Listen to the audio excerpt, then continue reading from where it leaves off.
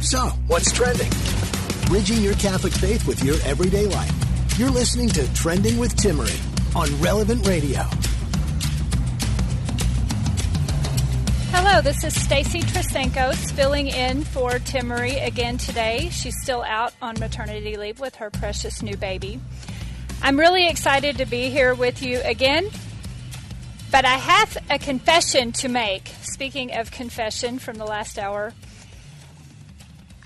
I am not so great at trending topics. So if you could just bear with me during this hour, I am doing something that I think we all should do. I'm trying really hard to push myself out of my comfort zone. So science and faith are my thing. I can talk about chemistry and atoms, and I get really excited about it because it makes so much sense to me. I mean, chemistry is thoroughly logical, and I can go on and on about it anyway. And theology is the same way. I studied theology because I like the logic. I like the way that everything fits together and that we use words like variables in mathematics. So I love those topics. Getting into these trending ideas about what celebrities are doing and fashion, it is pushing me out of my comfort zone. So if anybody wants to call in today and set me straight on something that I might get wrong about current affairs, I would love to hear from you because I'm always willing to learn. The number is 888-914-9149. I love to hear from you more and get your feedback on some of these things. But we are talking about trending topics that are going on in the world today, and it's always very important to understand what's going on in the world and to be able to comment on it through the lens of faith. That's how we have a living faith as opposed to a dead faith where we just know stuff but we don't do anything about it. I want to talk today, of course, this is typically the marriage day that we talk about topics related to marriage. And I have a lot to say about marriage. I've been married for 18 years to my husband. We just celebrated our 18th wedding anniversary and we have 7 children. So I've given it a lot of thought. And so thinking about what keeps a marriage together, what it means to say the bond is indissoluble, there's a lot to explore there in mind. So I want to talk about Kanye and Kim Kardashian.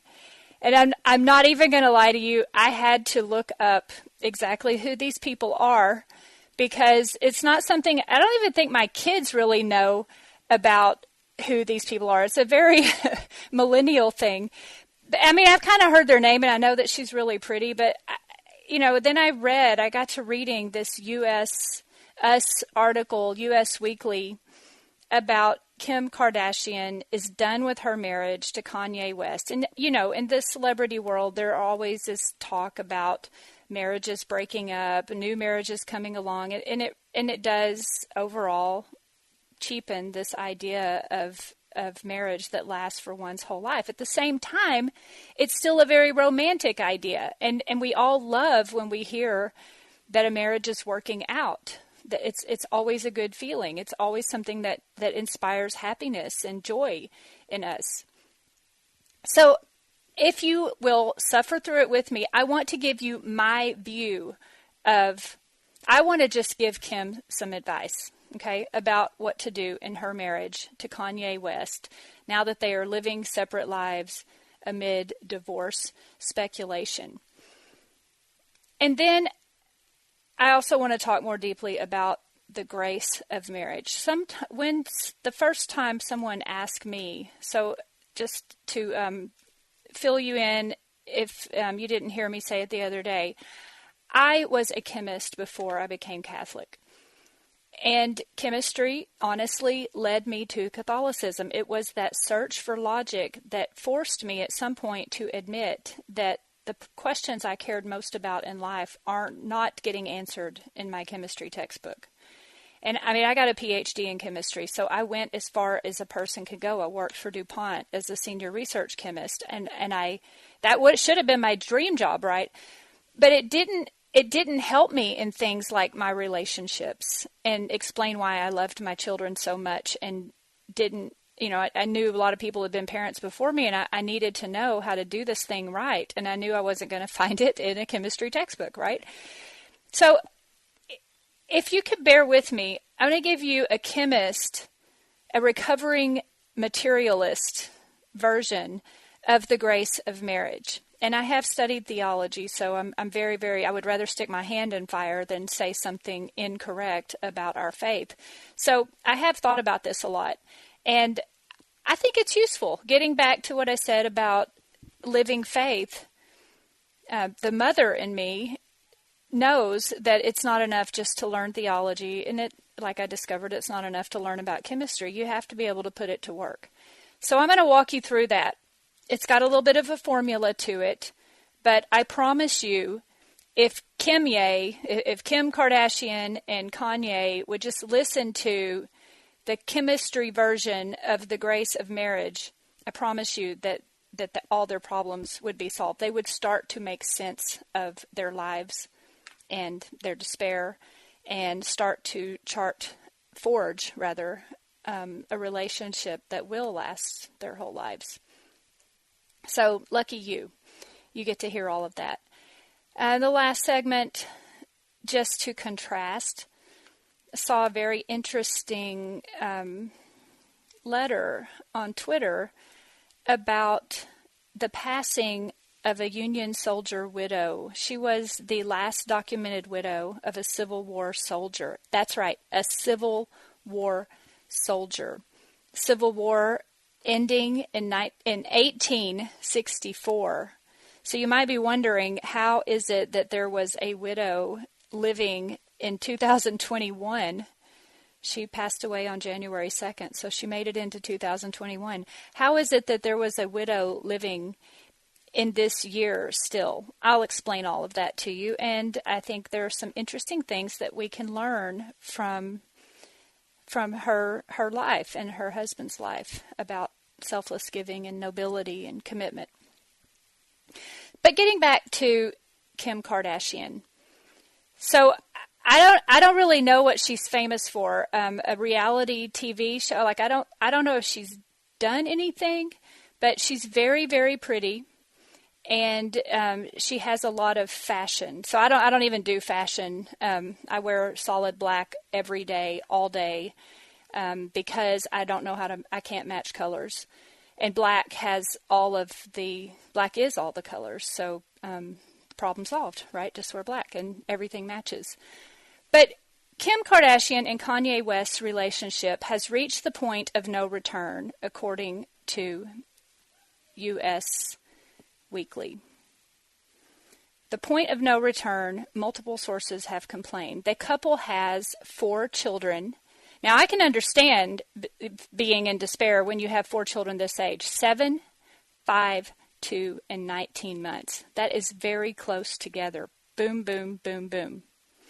4 children, and the COVID-19 pandemic, the quarantine where everybody's staying home, it gets hard on things. It gets hard on us trying to live our lives. But according to these sources, she has hired an attorney and is preparing for divorce. And there's been a lot of stuff going on. She's consulted with these lawyers. They've been married about 6 years, but they've been living separate lives for many months now. And they're both on the same page about getting this divorce. And that's really sad. We don't know what's going to happen, of course. But I think people can relate to the reasons why they might be looking for this divorce. And again, if you want to call in and share something more about this story, I would love to hear from you. 888-914-9149. But Kim is dealing with Kanye's unpredictable behavior. And that's something I want to talk more about, because that is where we get into free will, right? Other people have unpredictable behavior, unlike Adam's, which always follow the laws of nature like God created them, and they never buck the system. They just do what they're supposed to do. If only people would do that. But Kanye's had some unpredictable behavior. She's tried to get him into treatment for mental health, and it hasn't been successful. And again, I'm going through this story because I think a lot of us can relate to it. No one can tell Kanye what to do besides Kanye. That's what she's saying. And people around him are like, why did it take you so long? We're surprised.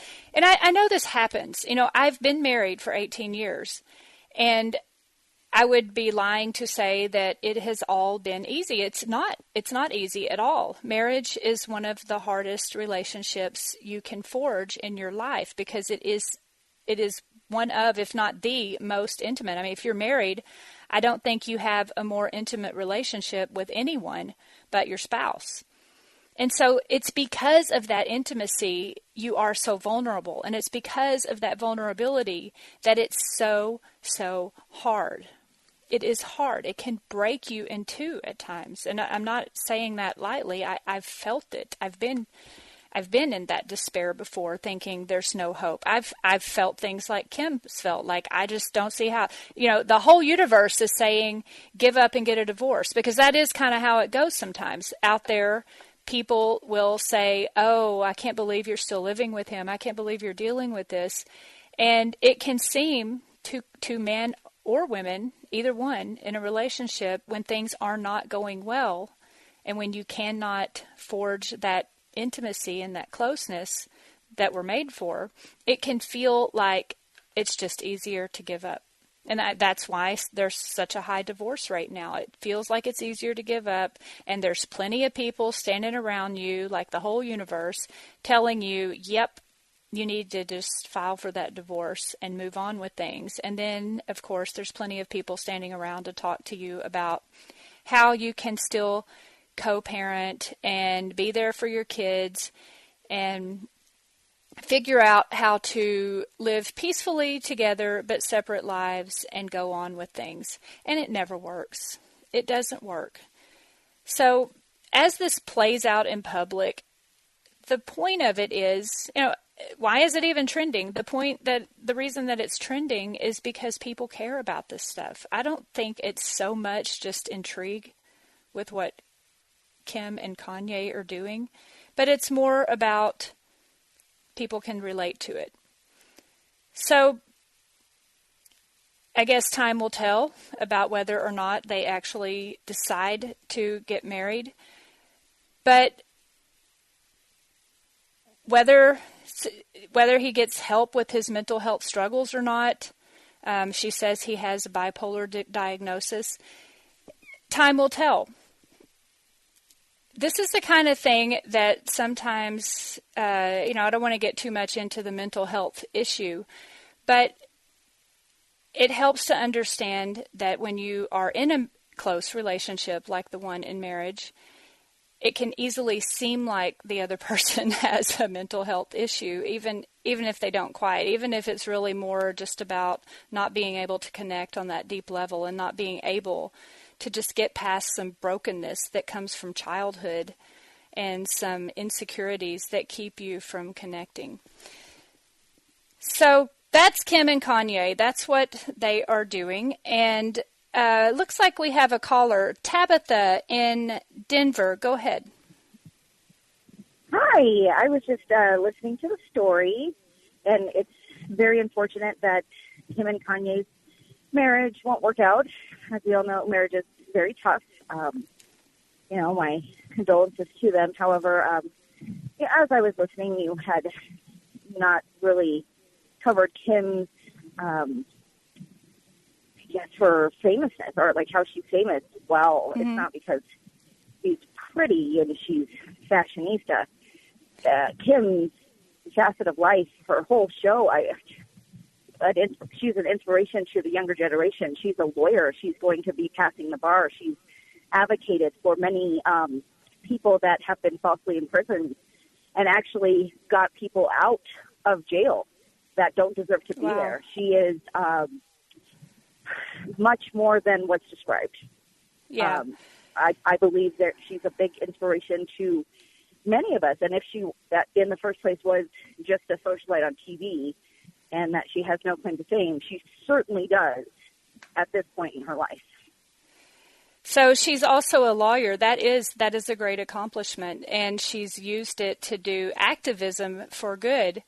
I wonder why they don't focus on that more, why there seems to be so much just focus on these marital issues. I just think, it's because it's what the media wants to hear. It's what people, the gossip, But if you actually look into her accomplishments, it's not just a TV show.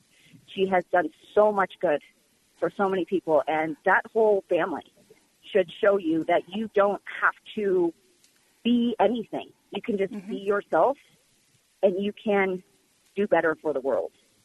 And be a mom, because I did see a lot of beautiful pictures of them with their children, which makes it especially sad to think of that family breaking up. Definitely. Yeah. But, sometimes breaking up is the better thing to do, even if you do have children. Maybe it's better for them that you're not fighting all the time, and maybe you can be better friends than you can be better lovers. You never know. Yes. Thank you, Tabitha. I mean, Tabitha brings up a really excellent point, because it would be sugarcoating things incorrectly and unrealistically, sugarcoating things to say that there can never be a reason to live apart separately, never be a reason to do something else. And the church does comment on that. I mean, you've talked to a priest or a canon lawyer. There are provisions in the church, even if things are not working out in the marriage, there are ways to get permission and live apart, live separately. But the point is, first of all, if at all possible, if there are issues of, I'm not talking about abuse, if there are issues of abuse, obviously live apart separately, and you can get permission for that. But sometimes you even need to work on yourself. So if the spirit of living apart isn't just because you want to blow things up and end things, but it's to work on yourself, there can be, I mean, I'm not going to blanket statement here, but there can be justifiable reasons for doing that. But it has to be in your heart and what you're planning on doing. We have another caller, but we will wait till after the break. We're coming up on a break. After we get back from the break, I want to continue talking about Kim and Kanye, but also the grace of marriage, the grace of Christ, the Holy Trinity, and what we do about it as Catholics.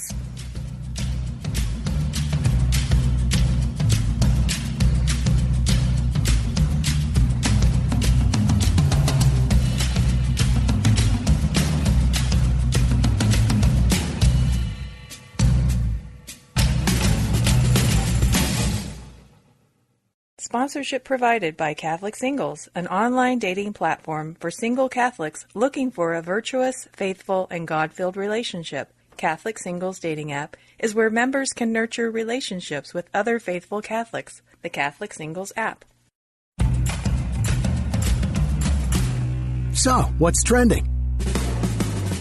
Bridging your Catholic faith with your everyday life. You're listening to Trending with Timmerie on Relevant Radio and the Relevant Radio app. Hello, this is Stacy Trasancos filling in for Timmerie today, and we're talking about how difficult marriage is.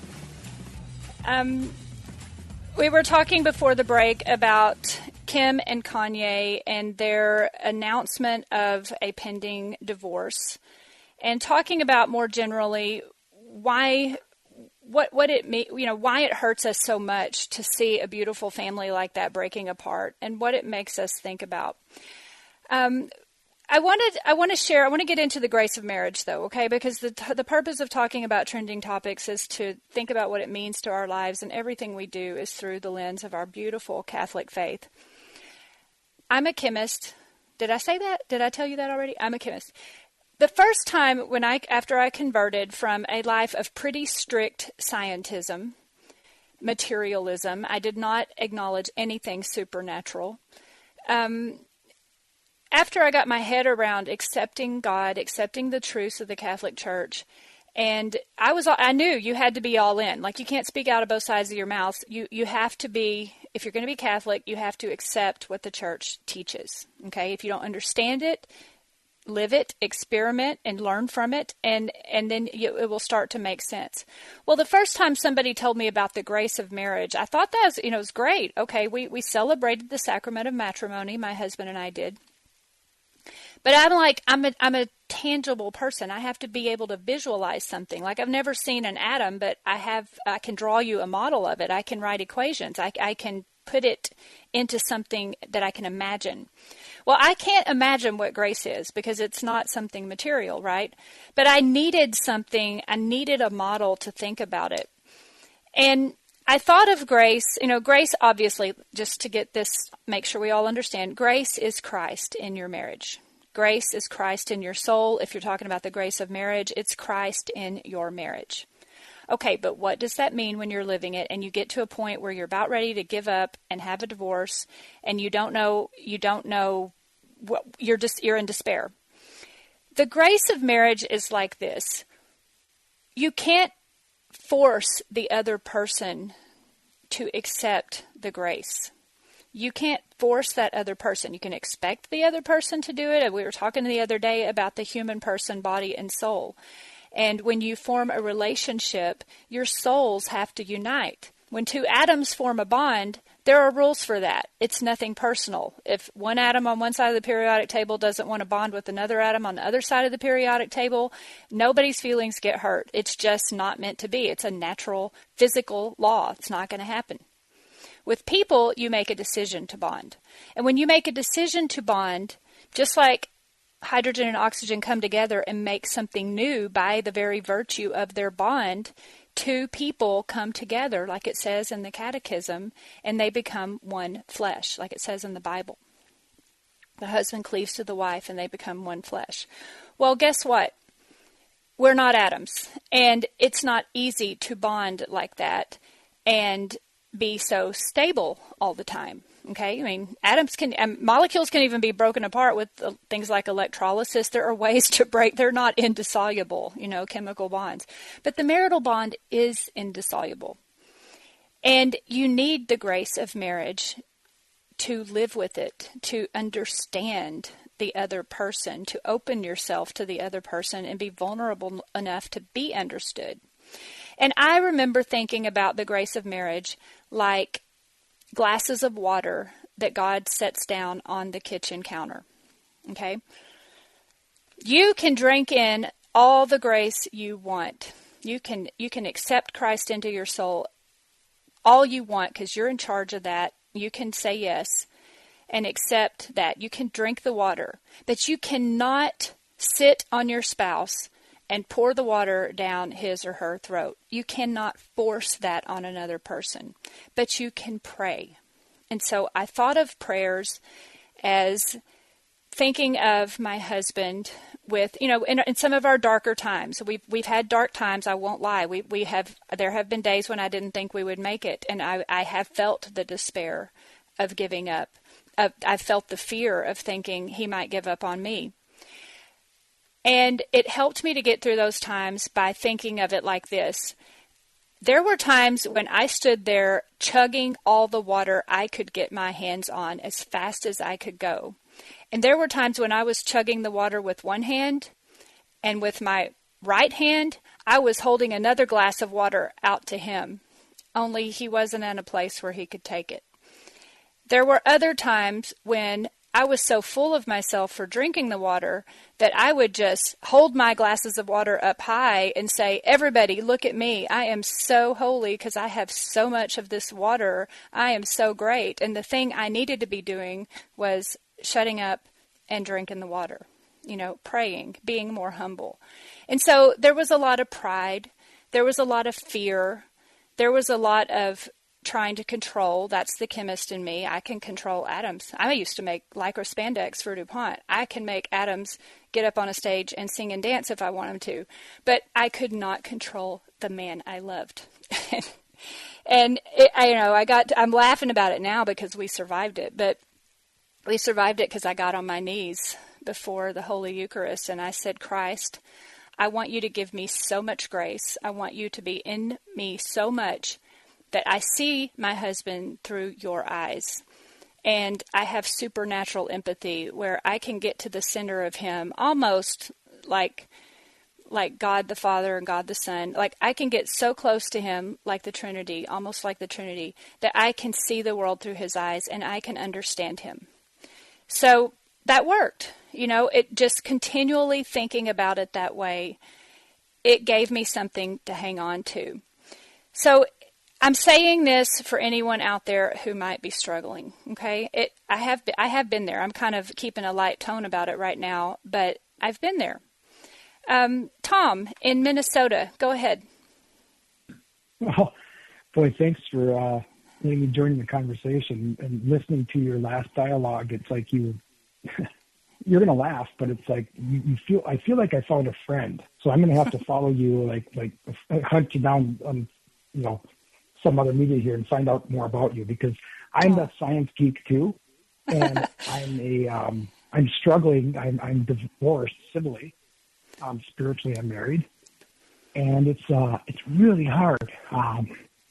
We got children that are teenagers, 20, and it's, keep it together here for you.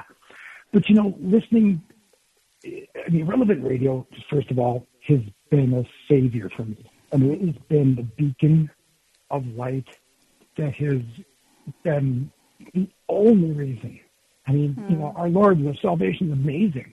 So I've always enjoyed a spiritual life. And I really struggle because I listened to the conversation. You're talking about the Kim and Kanye, and before that came on, you were talking about how society is so against marriage.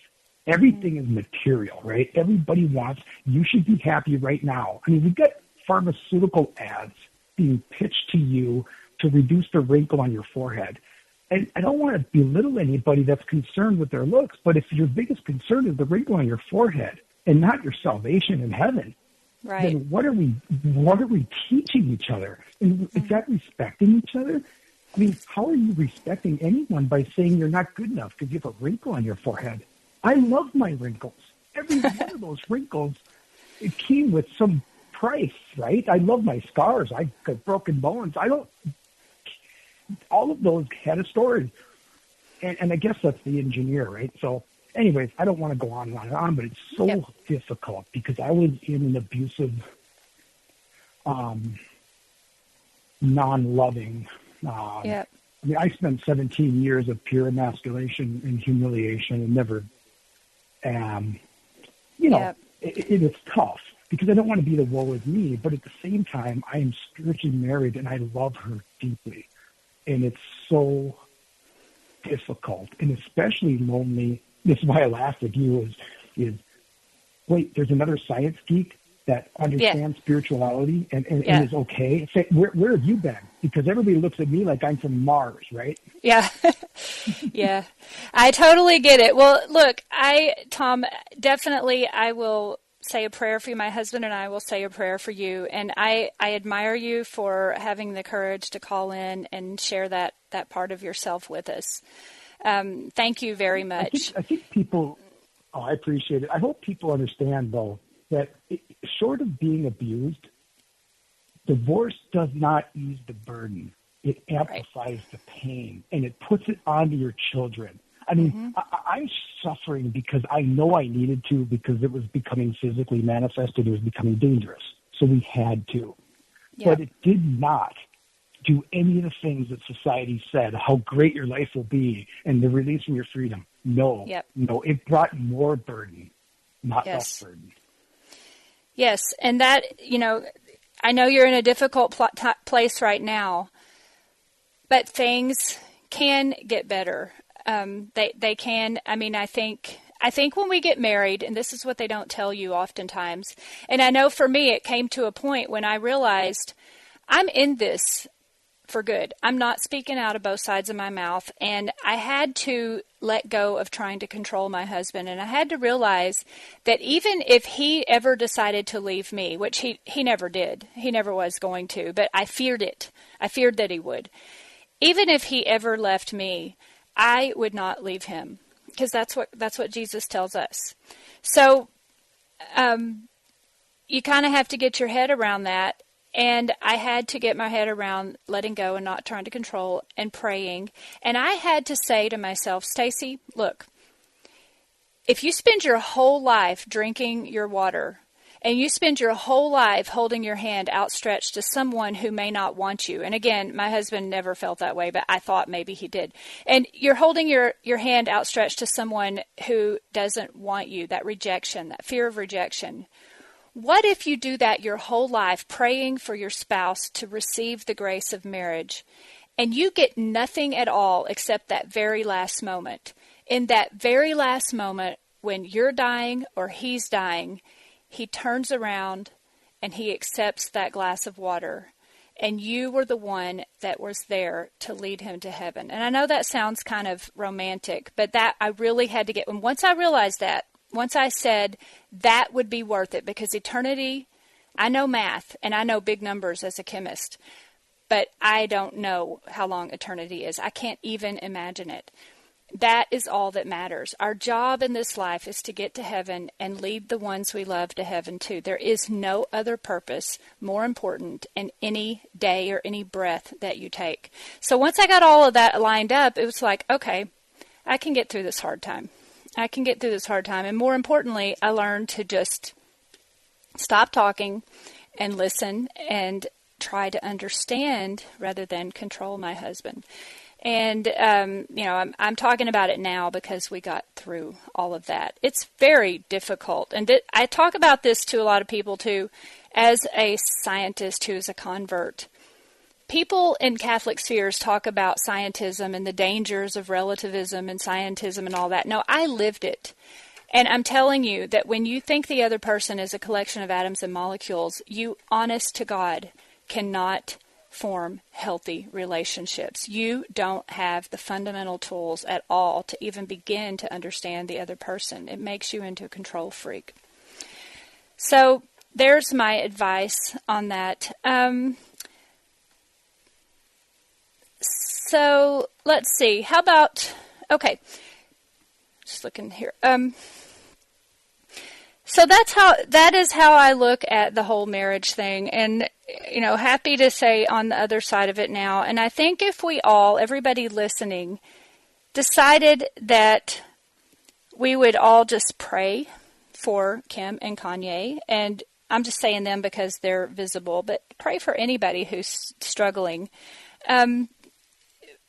Say a prayer that they accept the grace themselves, that they figure out how to have that grace to look at each other through the eyes of Christ. Anybody who's suffering.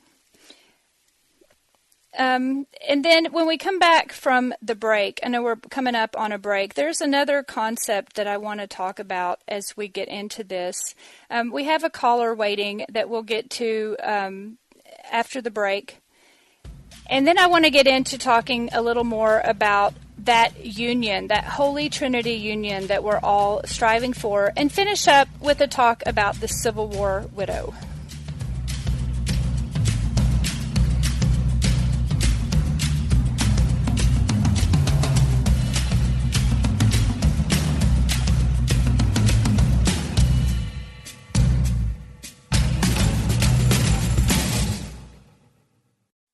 Catholic Order of Foresters is proud to sponsor the Relevant Radio studio line. For information about employment opportunities and flexible premium life insurance plans, visit relevantradio.com/forester. Bridging your Catholic faith with your everyday life. You're listening to Trending with Timmerie on Relevant Radio and the Relevant Radio app. Hello, this is Stacy Trasancos filling in for Timmerie today while she is still out on maternity leave enjoying her beautiful baby. We have a caller that's been waiting, and I would like to start this segment by seeing what Robert has to say. Welcome to the show, Robert. Hi, how are you doing today? Doing great. Can you hear me? Yes, I can. Yeah. Okay. Basically, what I wanted to say was, Kim and Kanye, they're in a different realm of this whole conversation because you brought them up because they are celebrities, right? Yeah. And they don't see life the way we see it because they didn't get married on the intentions that they were going to last forever. See, so they're not looking at it as a Catholic perspective. So they're like bad examples to even look at because they're not seeing things the way we do, and and we're giving too much to them at this moment. Yeah, maybe we should pray for them, but pray for their conversion But otherwise, as far as their marriages is concerned, they don't see it as we do. Like you were saying that you see marriages. I'm not in marriages. That you saw life in different perspective, like when you were an engineer. So Yeah. I mean, they're looking at things so much different. They think they're above everybody else. Yes. Well, I appreciate you saying that and bringing up that perspective, because why do we pay attention to people in the media? First of all, I think it's something very human that we're interested, we're inclined to look at what other people are doing. But as a mother, I can say I'm very concerned about what's going on in the media, because I want to know what my kids are being influenced by.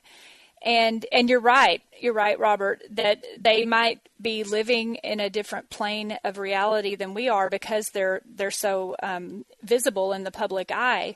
But I have to tell you, when I looked at the pictures of them with their 4 beautiful children, 4, was it 5, with all of their beautiful children sitting all around them, I saw myself in that. Okay, I didn't see myself exactly, and I look like Kim, but I saw myself in there. I remember having family pictures where I wanted everybody just for that moment to pose and look like, put on a smile and be happy for that moment, so we could just have that picture of us all together as a family. So I saw a family.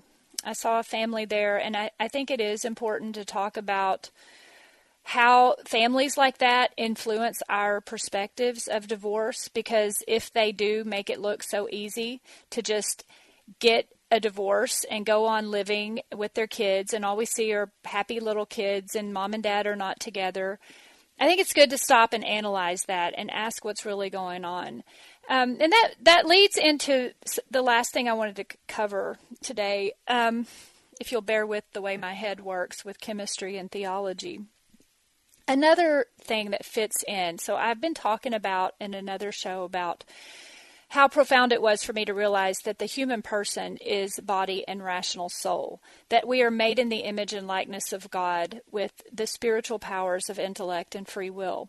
That's all fine and good when you think about yourself. It's really liberating. If you think you're a collection of atoms and molecules and you realize that when you die, it's just like your organism stops functioning and you disintegrate and worms eat you, that is not very uplifting, but it's the truth of your worldview if you're an atheist and a scientist.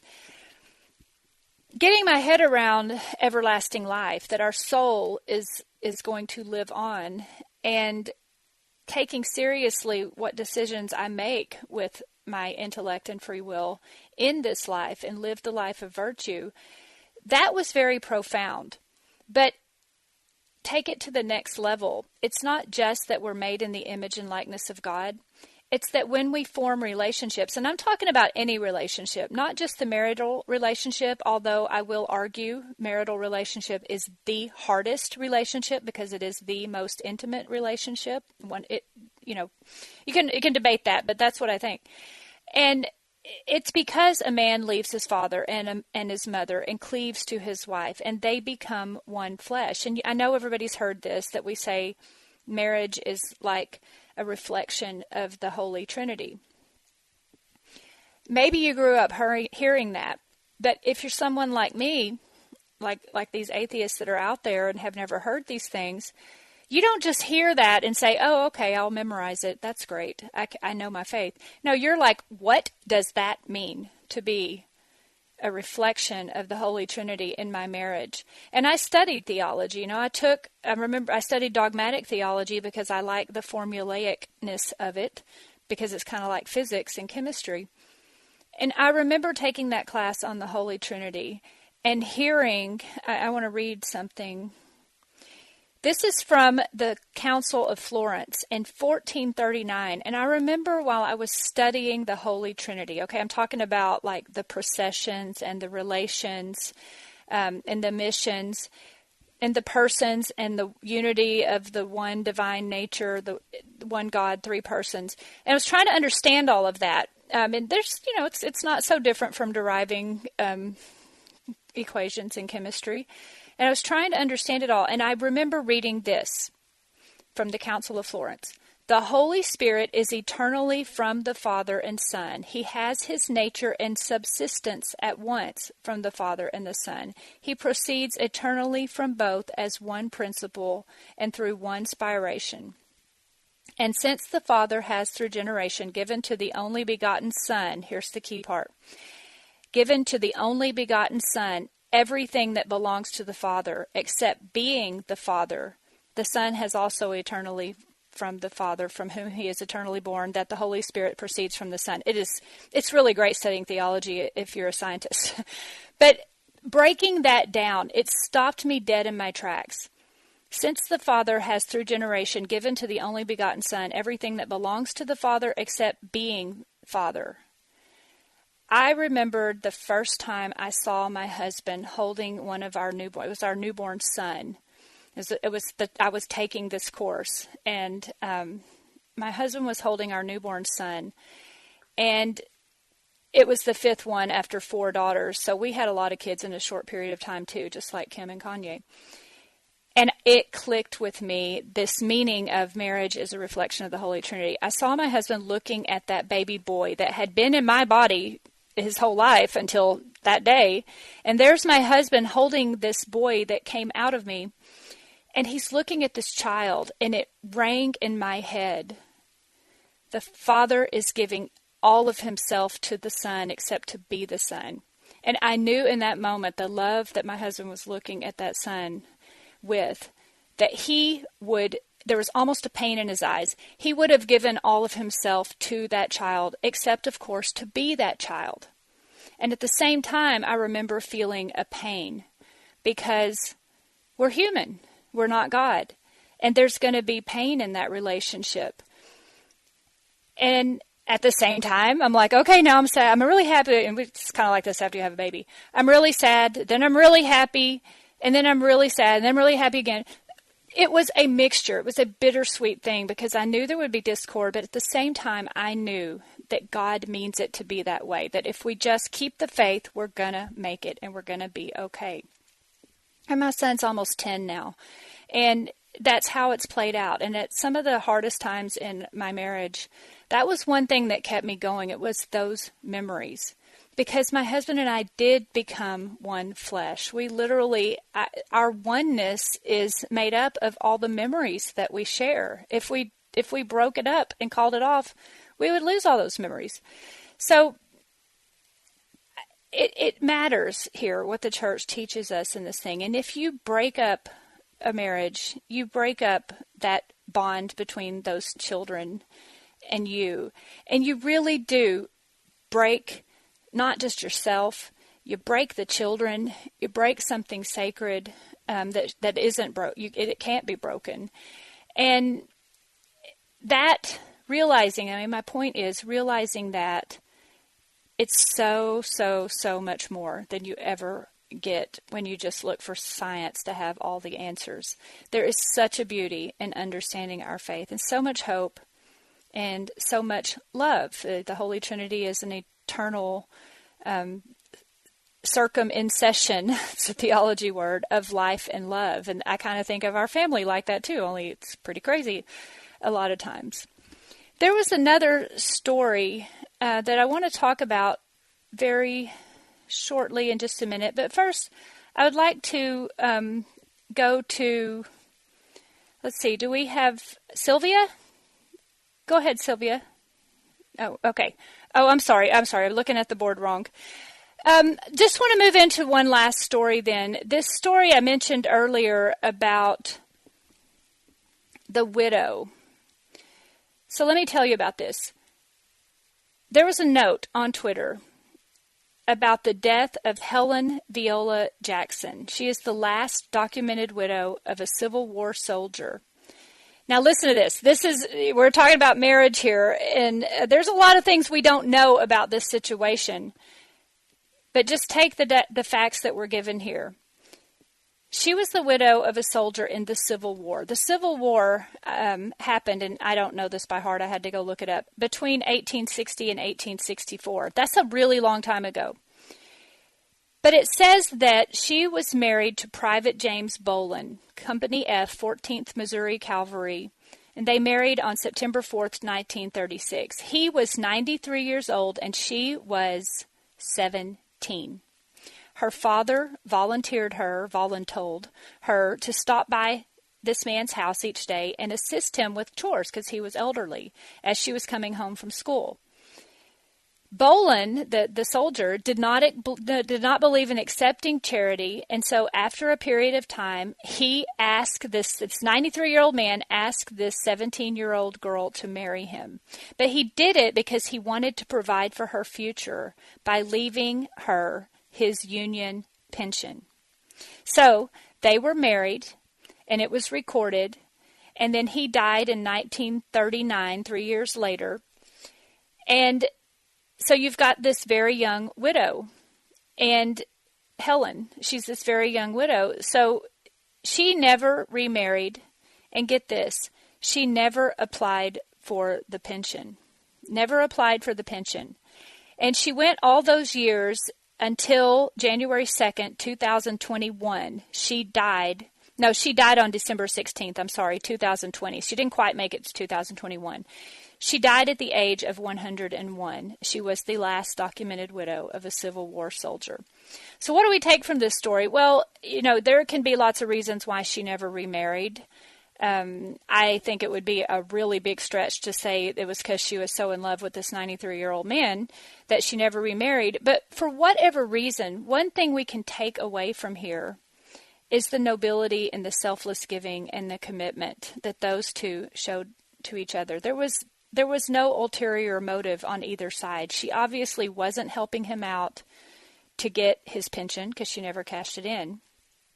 And he wanted to do something for her, and he found a way to do something for her so that she would be taken care of to say thank you to her and take care of her after he died. So that is a radically different story from the Kim and Kanye story.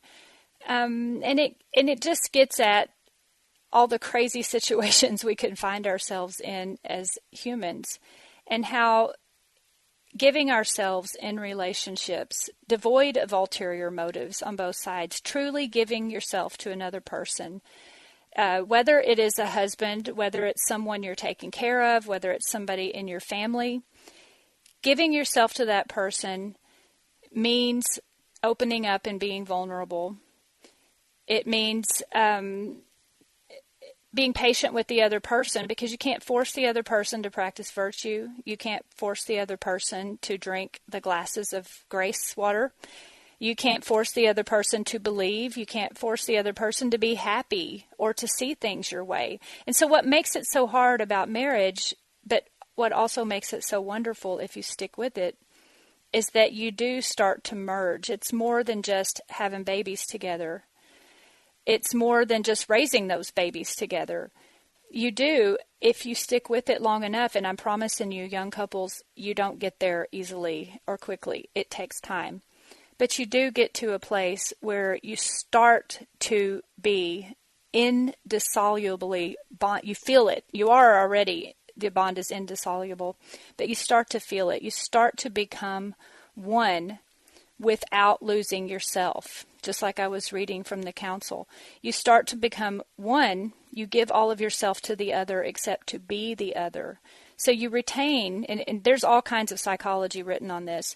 You retain your independence, but you also have the best interest of the other person at heart. And you start to develop a confidence and a trust that the other person has your best interest at heart too.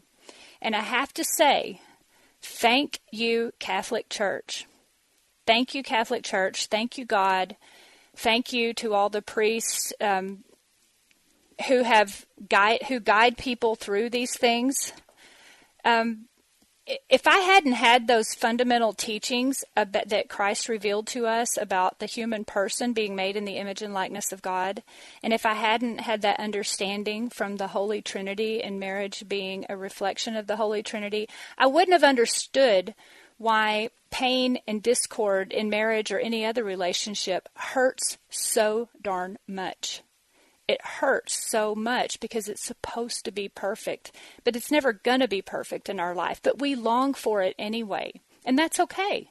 It's okay to say, I long for my marriage to be perfect. I long for my relationship with my kids to be perfect, knowing it may never be perfect, but you're not going to stop trying to journey and forge your relationship towards being better and better. And if you keep living that way, you get to a point where you stop one day and you look back and you're amazed at how far you came. So that is my chemistry/theology lesson for you today.